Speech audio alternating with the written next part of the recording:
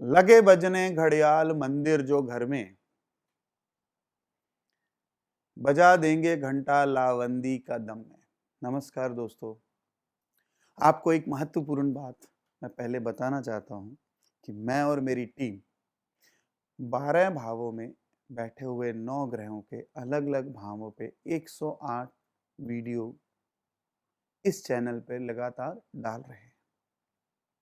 मैंने ये सब बातें असली उर्दू की लाल किताब के तीनों संस्करणों 1941, 1942 और उसके अंतिम संस्करण जो है वो 1952 के बीच में से ही बताई, या फिर जो खुद का अनुभव है जो मैं पिछले 2007-2008 से लगभग सब विद्वानों से जो सीख रहा हूँ या मैंने ज्ञान इकट्ठा किया है, उन सब के आधार पर मैं आपको बता रहा हूँ।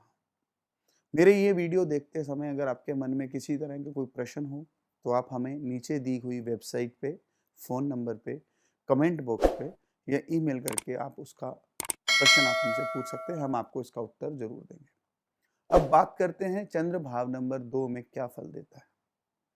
लाल किताब में बैठे चंद्र को खुद पैदा करता हुआ माया की देवी कहकर पुकारा गया है। इस घर में बैठकर चंद्र उच्च फल देता है और भाग्य को जगाने वाला होता है। ऐसे जातक को धन, संपत्ति और परिवार का सुख हमेशा प्राप्त होता है। ज्यादातर ऐसे इंसान की खुद की बहन या इसकी पत्नी की बहनें नहीं होती, भाई ही होते हैं, और ऐसे में जातक का जन्म भी अमूमन शुक्ल पक्ष में ही होता है। ख्याल रहे कि अव्वल तो ऐसे जातक का भाई होता ही है, लेकिन अगर नहीं भी होता है तो आप शादी आपको ऐसी जगह करना चाहिए जहां आपका साला जरूर हो, यानी कि आपकी पत्नी का भाई जरूर हो, वरना चंद्र का जो पूरा नेक फल है वो आपको पूरा नहीं मिल पाएगा। ऐसा मेरा खुद का अनुभव भी रहा है कि ऐसा जातक खुद या उसके बुजुर्ग हथियार रखने के भी शौकीन होते हैं। ऐसा मैंने बहुत कुंडलियों में देखा है। लाल किताब में एक खास बात लिखी गई है इस इंसान के बारे में कि पूरी कुंडली में कितने भी मंदे ग्रह हों या बुरे ग्रह हों या बुरे योग बन रहे हों, लेकिन इस इंसान के जो औलाद है यानी कि बेटा है वह जरूर होगा। चाहे कोई भी ग्रह हो आपको ऐसा करने से रोक रहा हो, लेकिन चंद्र दूसरे भाव में आपको औलाद जरूर देगा।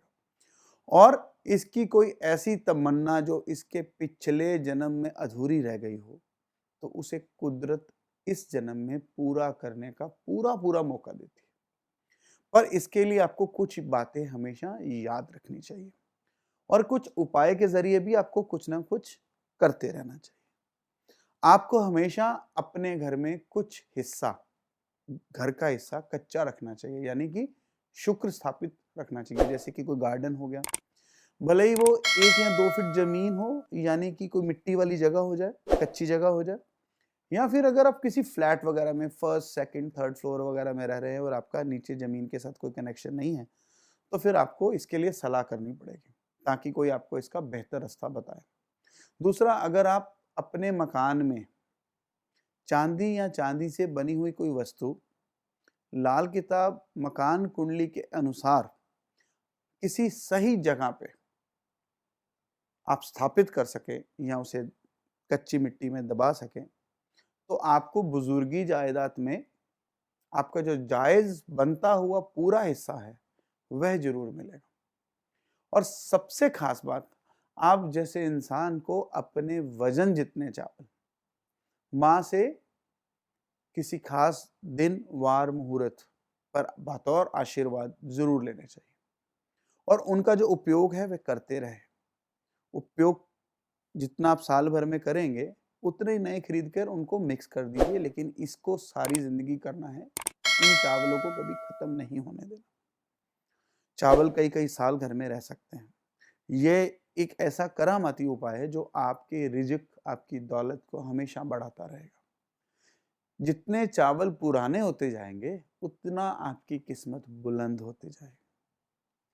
मैंने आपको अपना अनुभव पहले भी बताया है कि या बहन नहीं होती या अमूमन जन्म शुक्ल पक्ष में होता है, और अगर ऐसा ना हुआ तो इस इंसान का बुढ़ापा भी जवानी के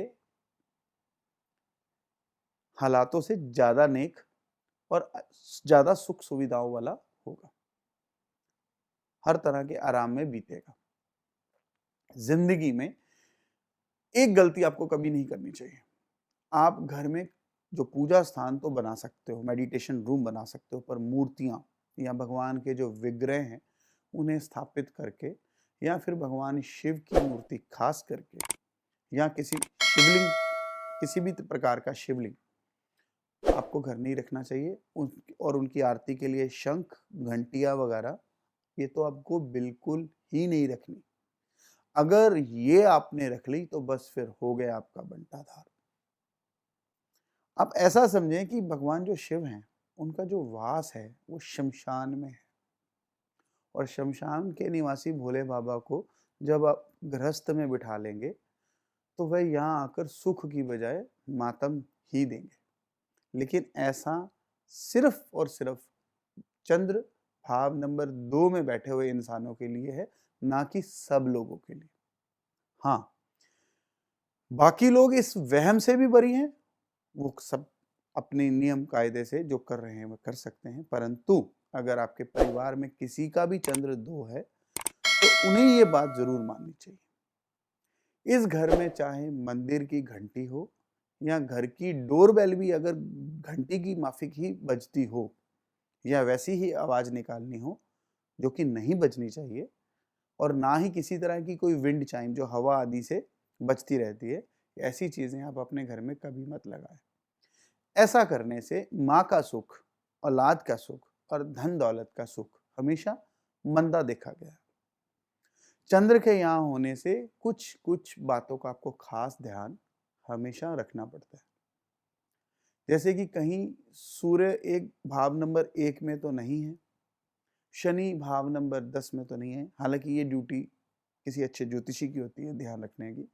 बृहस्पति भाव 11 में तो नहीं है, बुध भाव 3 में तो नहीं है या 6 में तो नहीं है, या केतु 8 या 12 में तो नहीं है।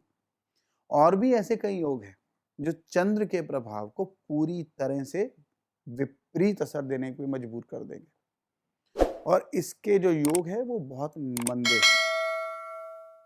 मंदे योग इन हालातों में पैदा हो भी जाएंगे, जो उपाय से ठीक हो सकते हैं बस। जिससे आपको क्या नुकसान हो सकते हैं, कभी कभी किसी की आंख की रोशनी, किसी की माँ का सुख, जमीन जायदाद का सुख, बुढ़ापे का हाल, ये सब इनके सब फल विपरीत हो जाएंगे जो मैंने अभी एक्सप्लेन किए थे। पर इनका एक्सप्लेन, अब इन सब के बारे में डिटेल में एक्सप्लेन करना जो है वो शायद यहाँ पे संभव नहीं है। आपको किसी अच्छे ज्योतिष के जानकार जो कि लाल किताब की अच्छी समझ रखते हो, आपको उनसे मिलकर इनका विचार करना चाहिए और इनके उपाय जरूर करने चाहिए। अब बात करते हैं पढ़ाई की, स्टडी की, तालीम की। ज्यादातर इस इंसान की जो एजुकेशन है वो मैंने माँ बाप के काम तो कम ही आती देखी है। हाँ, पर लाल किताब में इस भाव के चंद्र होने पर पढ़ाई को पहाड़ से निकला वो मीठा पानी कहकर पुकारा गया। इसलिए पढ़ाई का उत्तम फल तो मिलेगा, वो इस इंसान को मिलेगा, शायद माँ बाप के काम ना आए। इस पे भी कई तर्क वितर्क हैं जो मिलके ही किए जा सकते हैं। किस तरह की एजुकेशन आपको फायदा देगी? आपको इकोनॉमिक्स पढ़नी चाहिए, एग्रीकल्चर के अंदर डिप्लोमा करना चाहिए, बहुत फायदा देगा। इरिगेशन जो है उसके अंदर वाटर इरिगेशन, वाटर मैनेजमेंट के काम बहुत ज़्यादा फायदा देते हैं। आपका मैथमेटिक्स के अंदर इंटरेस्ट बहुत बढ़ेगा और आपकी मैथमेटिक्स तेज होगी, इसलिए आपको मैथ के साथ रिलेटेड सब्जेक्ट्स लेने चाहिए, फाइनेंशियल मैनेजमेंट के साथ रिलेटेड सब्जेक्ट्स लेने चाहिए, किसी भी तरह की ऑडिट, अकाउंटेंसी, सीए, इस तरह के लोगों के आपको जो विद्या है, एजुकेशन आपको फायदा देगी। आंखों से रिलेटेड आपको जो भी मेडिकल के अंदर सब्जेक्ट्स है वो आपको लेने चाहिए। डेंटिस्ट, केमिस्ट, प्लास्टिक सर्जरी के विभाग, इन सब में आपको मेडिकल के अंदर फायदा हो सकता है अगर आप मेडिकल लेने की सोच रहे हैं। अच्छे स्पीकर होने का फल आपको बहुत अच्छा मिल सकता है। अब बात करते हैं बिजनेस के बारे में, किस तरह के बिजनेस आपको फायदा देंगे। अमूमन राइस शैलर, चावल की सेल परचेज आपको बहुत फायदा देती है। हॉर्सेस, घोड़ों का जो अस्तबल है, स्टेबल्स हैं, घोड़े पालना, अलग-अलग ब्रीड्स रखना, ये बहुत फ़ायदा देता है, बड़ा रॉयल बिज़नेस है ये। मेडिटेशन और स्पिरिचुअल हीलर, मैंने आपको पहले भी बताया, आप इसकी पढ़ाई भी कर सकते हैं और इसको आगे बिज़नेस में भी लेके जा सकते हैं। यहाँ पर आपको मिल्क प्रोडक्ट्स का काम सूट करता है। मिल्क प्रोडक्ट्स आपको फ़ायदा देंगे, उसका किसी भी तरह का मिल्क प्रोडक्ट्स, दूध बेचना आदि फ़ायदा देगा। हॉर्स ट्रेडिंग मैंने आपको पहले बोला, आप रख भी सकते हैं, उनका सेल परचेज भी कर सकते हैं। फार्मिंग के अंदर, एग्रीकल्चर के अंदर जो इरिगेशन के बिजनेसेस हैं वो बहुत फ़ायदा देंगे। एजुकेशन में भी आप इसको ले सकते हैं, बिजनेस के अंदर भी। स्विमिंग पूल बनाने, उनके इक्विपमेंट्स बेचने, वाटर पंप्स बेचने, ये बहुत फ़ायदेमंद है चंद्र 2 वालों के लिए। वाटर पंप मैन्युफैक्चरिंग वगैरह के अंदर भी आप अपने भाग्य को अच्छी तरह से आजमा सकते हैं, आपका चंद्र यहाँ पे आपको साथ देगा। अब बात करते हैं उपाय की। चांदी की थाली आपको अपनी नींव में, घर की जो नींव है उसमें दबानी चाहिए, ये आपको फायदा देगी। कभी कभी चांदी के साथ बर्तन दबाने भी नेक फल देते हैं, ये दोनों में से आपको कोई भी काम करना चाहिए। घर में कच्ची मिट्टी वाली जगह आप जरूर रखिए, पूरे घर के अंदर किसी भी जगह पे छोटी थोड़ी सी जगह रख सकते हैं, 1 फुट बाय 1 फुट भी रख सकते हैं, और अब कई मीटर का गार्डन भी रख सकते हैं, पेड़ पौधे लगा सकते हैं, उसमें भी कोई वहम नहीं, लेकिन मिट्टी वाली जगह होनी चाहिए। सफेद या जर्द रंग के घोड़े की सेवा आपको हमेशा उत्तम फल देगी, ये आपको नेक असर देगी। बुजुर्गों और माँ बाप की सेवा, ये तो आपकी किस्मत की चाबी है, इसे तो कभी भूलिए ही मत। भूल के भी शिवलिंग और घंटे, घड़ियाल आदि घर में आपको कभी भी नहीं रखने, बहुत नुकसान देगा। माँ के आशीर्वाद से, माँ से जो चावल हैं वो आप चावल या चांदी बतौर आशीर्वाद आपको लेने चाहिए, ये आपको फायदा देंगे।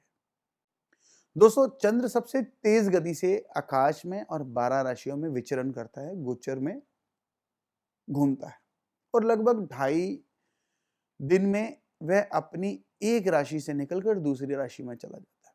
इसी तरह से जो बाकी 8 ग्रह हैं वह भी इसी तरह से अलग अलग समय पर अलग अलग राशियों में भ्रमण करते हैं। जैसे कि जो शनि महाराज हैं वो 2.5 साल रहते हैं एक राशि में और फिर 2.5 साल बाद अपनी राशि चेंज करते हैं।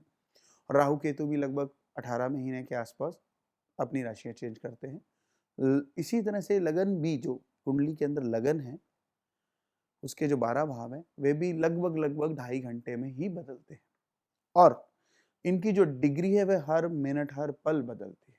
इसलिए कभी भी एक जन्म तारीख में अगर थोड़ा सा भी अंतर आ जाए कुछ मिनट का, तो भी उसका जो फलादेश है वो बदल जाता है।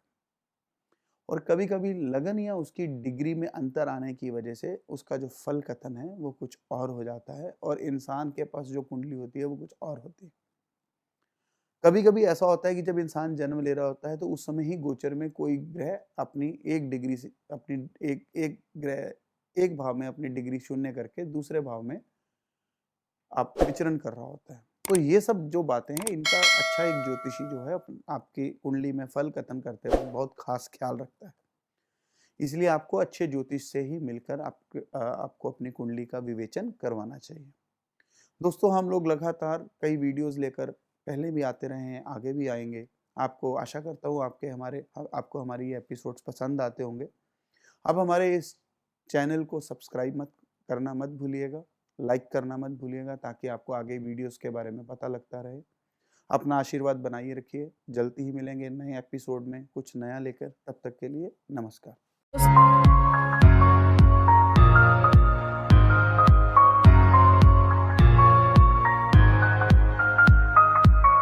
फेसबुक पर देख रहे हैं तो वीडियो को लाइक और शेयर करें। साथ ही अपनी राय कमेंट बॉक्स में जरूर बताएं। धन्यवाद।